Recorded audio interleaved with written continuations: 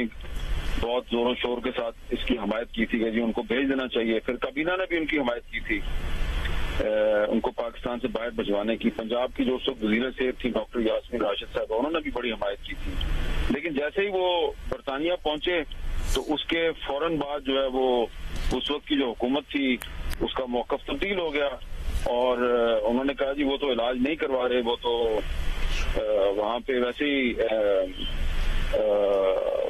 وقت گزارنے کے لیے گئے ہیں. تو پھر اس کے بعد پھر ٹائم کافی گزرتا رہا. تو میرا خیال ہے کہ نواز شریف صاحب کو سب سے پہلے پاکستان واپس آ کے یہ بتانا چاہیے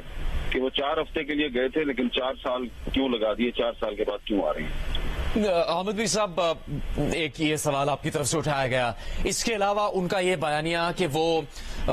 ایک امید کی راہ دکھانا چاہتے ہیں, وہ انتقام کی سیاست نہیں کرنا چاہتے, کیا اس سے وہ مقابلہ کر سکیں گے؟ ان کی جو مخالفت ہے, خاص طور پر یہ سوال کہ 4 برس سے کہاں تھے, گئے 4 ہفتے کے لیے تھے, اتنے برس پاکستان واپس نہیں آئے جب پاکستان کے حالات بہت زیادہ مشکل کا شکار تھے. پھر ان کے خلاف جو کرپشن کا ایک بیانیہ ہے اور ان کو کرپشن کا مرتکب قرار دیا جاتا ہے مختلف سیاسی جماعتوں کی جانب سے, اس کا مقابلہ وہ اس بیانی سے کر سکیں گے آج مینار پاکستان جلسے سے خطاب کے بعد؟ تو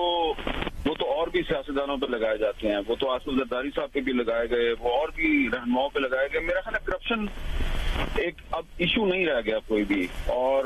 سب جانتے ہیں کہ نواز شریف صاحب کے خلاف جو سپریم کورٹ نے کارروائی شروع کی تھی وہ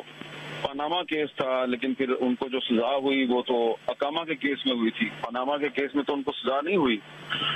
تو کرپشن کا بیانیہ جو ہے میرا خیال ہے وہ اہم نہیں ہے. لیکن جو آپ کہہ رہے ہیں کہ جی جو وہ امید کوئی لے کے آئیں گے یا نہیں لے کے آئیں گے, تو دیکھیں امید تو جو ہے وہ پاکستان میں میری ذاتی رائے ہے کوئی ہو سکتا ہے اس سے اتفاق نہ کرے. پاکستان جو ہے اس میں افراد جو ہے ان کی اہمیت نہیں ہے, اہمیت جو ہے وہ اداروں کی ہے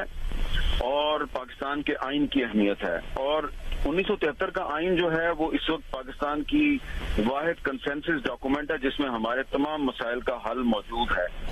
انہیں یہ بتانا ہے کہ آئین پر وہ پابندی کروا سکیں گے یا نہیں کروا سکیں گے, آئین میں جو کچھ طے ہوا ہے وہ اس کے ساتھ کھڑے ہیں یا نہیں کھڑے.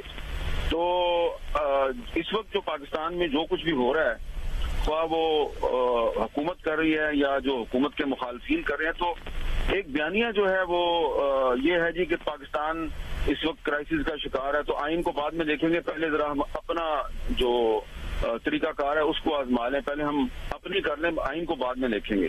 تو اس وقت میرا خیال ہے کہ 2023 جو ہے وہ آئین کی 50ویں سالگرہ کا سال ہے, اور بدقسمتی سے اس سال میں آئین کا بہت مذاق بنایا گیا. تو نواز شریف صاحب سے میں تو یہ امید رکھوں گا کہ وہ بتائیں گے کہ وہ آئین پر عملداری میں کتنا اہم کردار ادا کر سکیں گے, اور خود ان کی ذات اور ان کی پارٹی جو 1973 کا آئین ہے اس پر عمل درآمد میں کیا کردار ادا کر سکتی ہے. مجھے کسی بھی فرد سے, کسی فرد واحد سے مجھے کوئی امید نہیں ہے. ہاں مجھے کچھ اداروں سے امید ہے جس میں سپریم کورٹ آف پاکستان بھی ہے, جس میں پارلیمنٹ بھی ہے, اور بھی بہت سے ادارے ہیں. جماعتوں سے مجھے امید ہے جس میں کہ مسلم لیگ نون بھی ہے, پیپلز پارٹی بھی ہے, تحریک انصاف بھی ہے, JUI بھی, اور بھی جماعتیں ہیں. تو جماعتیں اور ادارے مل کے پاکستان کو کرائسس سے نکال سکتے ہیں, کوئی ایک فرد واحد پاکستان کو کرائسس سے نہیں نکال سکتا. اس لیے کہ نواز شریف صاحب پہلے بھی 3 دفعہ پاکستان کے وزیر اعظم بن چکے ہیں, کبھی بھی وہ اپنی مدت پوری نہیں کر سکے, لیکن ہمیشہ جب وہ وزیر اعظم بنتے ہیں تو کسی نہ کسی ادارے کے ساتھ ان کی لڑائی شروع ہو جاتی ہے, کبھی سپریم کورٹ کے ساتھ, کبھی فوج کے ساتھ. تو اس لیے میں یہ سمجھتا ہوں کہ جب وہ وزیر اعظم بنتے ہیں تو ان پر یہ اعتراض کیا جاتا ہے کہ وہ آئین کو فالو نہیں کر رہے. لیکن اب جب وہ ایک دفعہ پھر پاکستان آئے ہیں اور 4تھی دفعہ وہ وزیر اعظم بننا چاہتے ہیں, تو ہم یہ جاننا چاہیں گے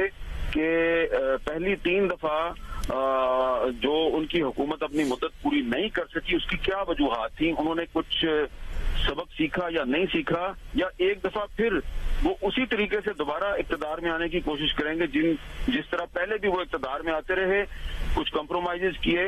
اور اب ایک دفعہ پھر اگر وہ کمپرومائز کر کے اقتدار میں آ رہے ہیں تو اس بات کی کیا ضمانت ہے کہ اس کمپرومائز کا نتیجہ وہ نہیں نکلے گا جو پچھلے 3 کمپرومائز کا نتیجہ نکلا.